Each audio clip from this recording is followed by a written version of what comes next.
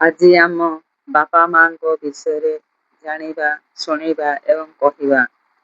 ଏବଂ ଯେଉଁ ପିଲାମାନେ ବାପା ମାଙ୍କୁ ନିନ୍ଦା କରନ୍ତି ଏବଂ ଗାଳିଗୁଲଜ କରନ୍ତି ଏବଂ ତାଙ୍କୁ ଖାଇବାକୁ ଦିଅନ୍ତି ନାହିଁ, ଉଚ୍ଚ ସ୍ୱରରେ କଥାବାର୍ତ୍ତା କରନ୍ତି ଏବଂ ତାଙ୍କୁ ସର୍ବଦା ନିନ୍ଦା କରନ୍ତି, ବାପା ମା ପ୍ରତି ହେୟ ଜ୍ଞାନ କରନ୍ତି, ସେହିଭଳି ପିଲାମାନଙ୍କୁ ସ୍ୱୟଂ ପରମେଶ୍ୱର କେବେ ବି କ୍ଷମା କରନ୍ତି ନାହିଁ।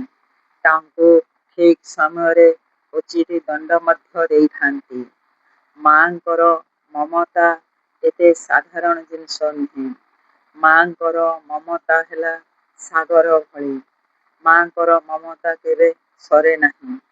ଯେତେ ଯେତେ ବାଧାବିଘ୍ନ ଆସିଲେ ସୁଦ୍ଧା ମା ସର୍ବଦା ତାଙ୍କ ପଣତକାନିରେ ପିଲାମାନଙ୍କୁ ଘୋଡ଼େଇ ରଖିଥାନ୍ତି ଏବଂ ସର୍ବଦା ପରମେଶ୍ୱରଙ୍କୁ ଡାକିଥାନ୍ତି ତାଙ୍କ ପିଲାମାନେ ସୁରକ୍ଷିତ କେମିତି ରହିବେ, ସମ୍ପୂର୍ଣ୍ଣ ସୁରକ୍ଷିତ।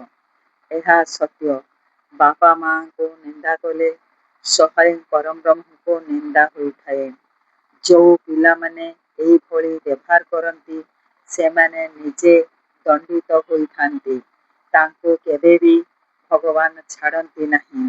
ଉଚିତ ଦଣ୍ଡ ଏବଂ ଉଚିତ ଶିକ୍ଷା ମଧ୍ୟ ଦେଇଥାନ୍ତି।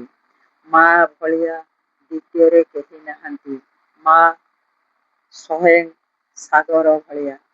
ସ୍ୱୟଂ ପରବ୍ରହ୍ମ ହେଲେ ସାଗର ଏବଂ ମା ହେଲେ ସାଗର ଭଳିଆ। ଏହା ସତ୍ୟ।